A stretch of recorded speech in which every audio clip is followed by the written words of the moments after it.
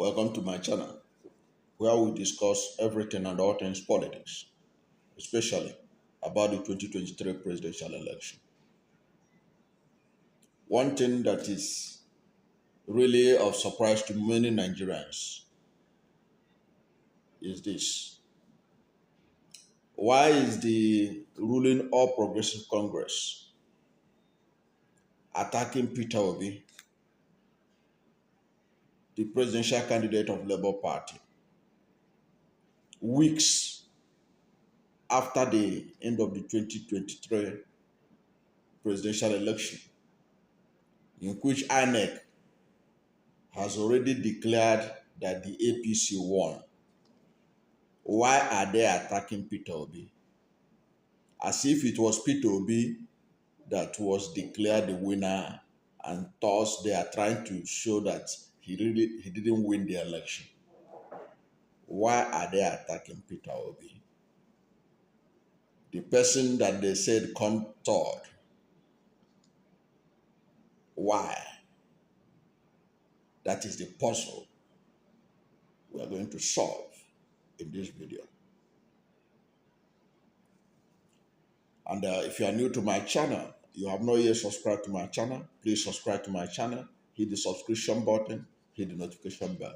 When you subscribe to my channel and hit the notification bell, anytime I have a new video, you'll be among the first to know. God bless you. Now, amid the ongoing debate as regard the authenticity of the supposedly leaked and hugely doctored conversation between Peter Obi and the founder of the Winners Chapel, Bishop David Oyedepo, the real reason why the APC has continued to launch smear campaign against Peter Obi, despite the APC having claimed that they won the election, and their claim justified by INEC that declared them to have won the presidential election. Why are they attacking Peter Obi? The reason why they are attacking Peter Obi is because one of the reasons is because Peter Obi's petition against them is watertight. And there is every possibility that Peter Obi, all things being equal, will be declared the winner of 2023 presidential election. I told you earlier on in other videos that the projections by the opinion polls that Peter Obi will win the 2023 presidential election in Nigeria was accurate by a wide margin. And Peter Obi's performance rattled them. And what he has presented in court has also continued to rattle them. So what they tried to do is to smear him in such a way that the justices of the Supreme Court of Nigeria will have doubts over his character, his capacity to be entrusted with the presidency of Federal Republic of Nigeria. So what they are trying to do is that when they smear him, if they could do it successfully, maybe it will catch on with the justices of our courts, who, even though Peter Obi has a watertight case against the victor of the APC, they may have to find a way not to declare him as the winner of the election. You know, one of the prayers of Peter Obi in the tribunal is that they should declare him the president and the winner of the election. That Asiwaju Bola Ahmed Tinubu did not meet the requirements to be declared president. One, that he didn't have majority of the votes. Two, that he didn't meet the other constitutional requirements, including the fact that he was not qualified ab initio to contest, and that the any votes and the votes allocated to him were thus wasted votes. And of course, he brought in the issue of Tinubu's Chicago drug case, which had been hitherto not challenged in any court in Nigeria. It had always been on the realm of speculations and what have you. But now a court is going to look at it to see if it is enough ground to disqualify Asiwaju Bola Ahmed Tinubu from participating in the election as a presidential candidate of Nigeria. So these are some of the reasons why you see the heightened campaign by APC after the campaign and after the election. That's what is going on. So all the hula baloo about the doctored leaked audio conversation between Obi and Oyedepo, they are all evidence that they want to tarnish the image of Peter Obi. Because Peter Obi took them unawares. But that Peter Obi took them unawares is because of their own stiff-neckedness. Because if you are reasonable enough and you are wise, the mood of the country before the election shows that Nigerians were looking for a real change. Nigerians were not tilting towards the APC, whose change indeed was not any change at all. It was a reinforcement of the orthodoxy in Nigerian politics. The same politics of corruption, entitlement, and sharing of state resources with impunity. That was what it was. There was no difference between the change that APC promised and the PDP that they replaced. So Nigerians were motivated to support Peter Obi because of his character, his track record. Look at a person who has been governor of a state. He is not receiving pension, and he's not demanding for one. He was not like Asiwaju Bola Ahmed Tinubu, who imposed humongous pension package for himself and the governors that follow after him before he left office. The Lagos state government pension law for ex-governors was an executive bill from Asiwaju Bola Ahmed Tinubu, which he is still enjoying, including medical treatment abroad and anywhere for himself and his family for life. We're not talking about the houses he's entitled in Abuja and Lagos and other incentives. Here is Peter Obi, who is not for that. After his service, he left Anambra State. He didn't impose any special package for himself or for subsequent governors. He knew that he was there for service and he left. He didn't amass lands in Anambra State. In fact, there was a land given to him and he rejected it and gave it to a civil servant who deserved it most. These were things that Nigerians were seeing. You could see how the Oba of Benin, the revered Oba of Benin, wanted to confirm from him at his palace. He said, is it really true that they gave you a land, you rejected it? Because the Oba knows what politicians can do in this country, that they even grab the ones they didn't give to them. And here is a man that was given a land and he rejected it. So these are things that sway Nigerians towards Peter Obi. And when Nigerians look at the antecedents of those coming after him, those competing with him, Asiwaju Bola Ahmed Tinubu of the APC and Atiku of the People's Democratic Party. And if you really want a new order in Nigeria, there's no way you will put your vote for Atiku Abubakar or Asiwaju Bola Ahmed Tinubu. So that they were even taken by someone is because of their stiff nakedness or something like that, if you like. They are stiff-necked people. Because what is it? You ought to have known that there's a wave of Nigerians towards Peter Obi. And the opinion polls showed it. Yet, they were disregarding him. They were thinking he's not a threat.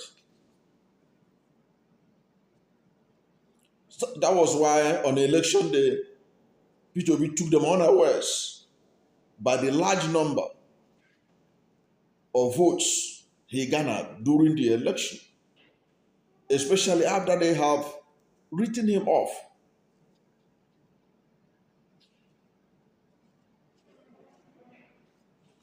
Yes, they wrote him off. That he would not do them anything.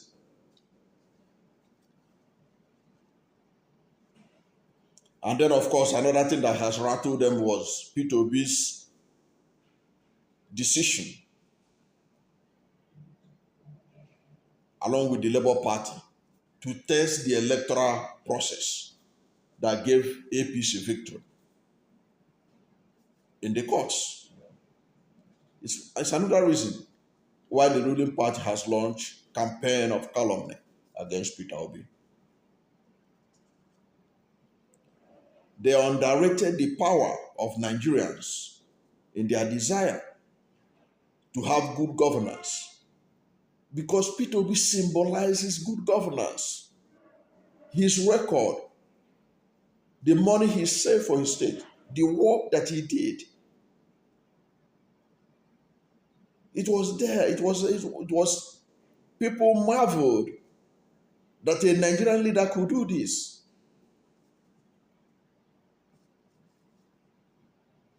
But the APC, to put it in proper context, they underestimated the obedient movement. And voting had already begun during the election day before they realized the heavy wind that had already begun to blow across the country. Of course, being a government in power, the APC, they saw the wave, how Nigerians were voting for Peter Obi. They saw it. They panicked. And I keep saying it. It was in that panic they hastened up to ensure that the beavers does not transmit the result to the Irish. Because you can imagine what would have happened on election day if INEC has stick to its rule guidelines, has stick to the Electoral Act, and the result from the polling units were being uploaded to the IRIF in real time as INEC promised. As Professor Mahmoud Yakubu promised that he would do. As he told the whole world when there were doubts that he would do it. He appeared and addressed a press conference and said, I want to reiterate that we are going to use electronic transmission of results in real time from the polling unit. Imagine what would have happened if that wave of Obi was allowed to continue through the transmission of the result. What did they do? They literally shut down beavers. That's what they did. That was why the beavers that was sending National Assembly results to the IRIF could not send presidential election results.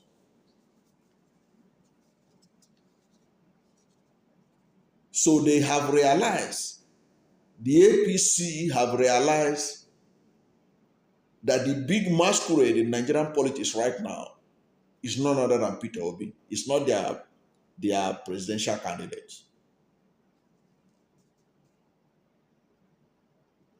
Because if it was their presidential candidate, they will not be doing this campaign after the election that they are doing.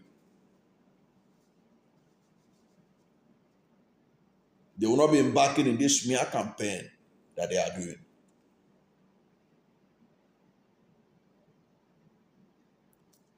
They have seen the truth, but they don't want to express that truth and accept it so that the truth shall set them free. They are still deceiving themselves that Nigerians want them. Like one comedian said, after winning the election, now you are campaigning for acceptance. Where is it done anywhere in the world? You have been declared winner by INEC. Why are you now embarking on campaign of acceptance and a campaign of calumny against the person you said came third?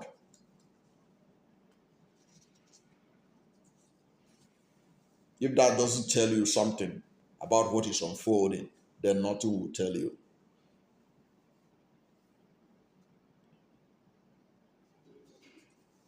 So the APC is campaigning against Peter Obi after the election, campaigning against somebody that INEC said came third, just because he has momentum on his side, and there are possibilities that the judiciary may redeem itself through his petition. And they are not ready to allow that happen without a fight. That is what we are seeing now, a fight.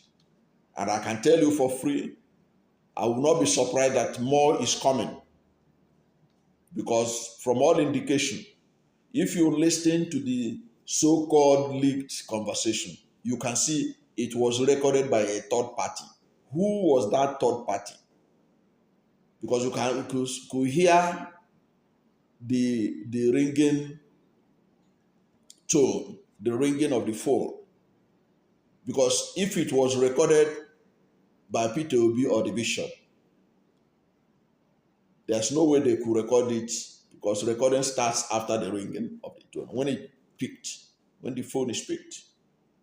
So it was a third party that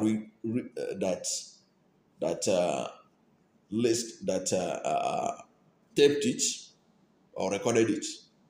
Who was that third party? Is that third party a government institution, a security institution?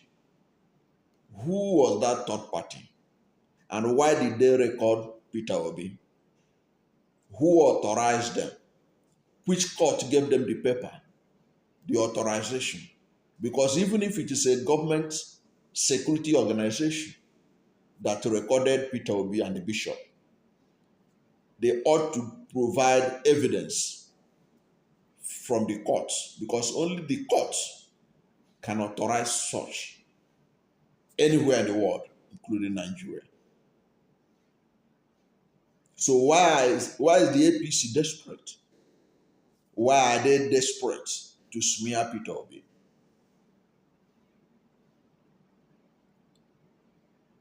Like that Carnegie used to say, nobody kicks a dead dog.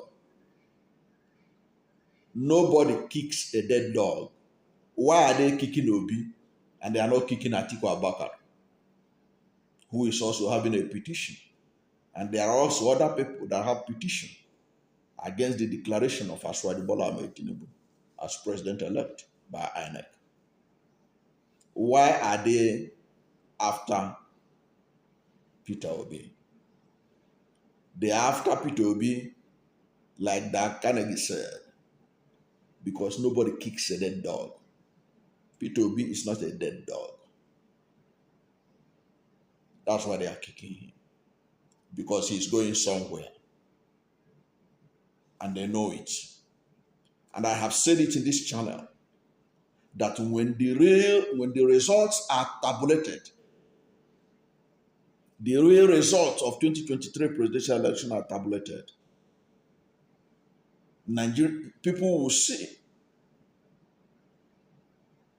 that Peter Obi has majority of the vote cast across the country and met more than the constitutional requirements in section 134, subsection 2B, to be declared president. And that if these things are properly tabulated, there is a likelihood that Asiwaju Bola Ahmed Tinubu will come third. That's my analysis of it. I may be wrong, but I'm not always wrong. In fact, I'm always more than 90% right. I was the person in 2018. Yes, 2018, 2019. Google don't lie. That projected that 2023 belongs to Peter Obi. And that was exactly how it happened. But for these ongoing manipulations from the election day, I was right. I projected it. It therefore means that I was among those who saw that Peter Obi, even as vice presidential candidate of Atiku Abubakar in 2019, that was not his year. Because when I projected that in 2019, it means I was certain that that ticket is not going to get the presidency. But I was sure in 2023 that 2023 belongs to Peter Obi. And Peter Obi was smart to throw his heart into the ring and participated, despite the marginalization he suffered under the PDP that ought to have given him that ticket. And the PDP had given Peter Obi the ticket before 12 noon on February 25. No matter how they did it, manipulated it, Peter Obi would have won hands down. And of course, even when he contested under Labour Party, Peter Obi did not disappoint, because he has character, capacity, and track record to show that he's the only candidate in the presidential election that is coming to the presidency not to steal money of Nigerians. He's the only one. He's the only one that came without baggage of corruption. He's the only one coming without baggage of entitlement. It is my turn, it is our turn, and all that. He's the one that represented a new beginning for Nigeria. Indeed, a new Nigeria. So forget about what anybody tells you now. What you are seeing now, this prayer campaign, we have to prepare for more, because they are going to come up with more. Already, before the court process will start, expect the APC to release more dossiers or whatever they have. And the more they release all those things, the more they damage themselves. Because one, it will reveal to the international community that we have a government in Nigeria that is tapping into the telephone conversation of opposition leaders for political reasons. And that will damage whatever APC think they will gain by wiretapping the phones of political leaders like Peter Obi and other Nigerians. Because right now, only God knows the number of Nigerians whose phones, telephones have been bugged, unauthorized, and their conversations recorded and being shared by third parties to be released at the appropriate time as a tool of blackmail, which could only happen with the approval of those who have access to the technology to be able to do that. So you ask yourself, why are they smearing Peter Obi? They are smearing Peter Obi because Peter Obi is going somewhere. Peter Obi is going somewhere. He's going somewhere because he has a watertight case. He's going somewhere because he stands the chance of being declared the next president of Nigeria, despite the INEC declaration of Asiwaju Bola Ahmed Tinubu as president-elect. It is not over until it is over. Thank you for watching this video. And if you are new to my channel, you have not yet subscribed to my channel, please subscribe to my channel. Hit the subscription button, hit the notification bell.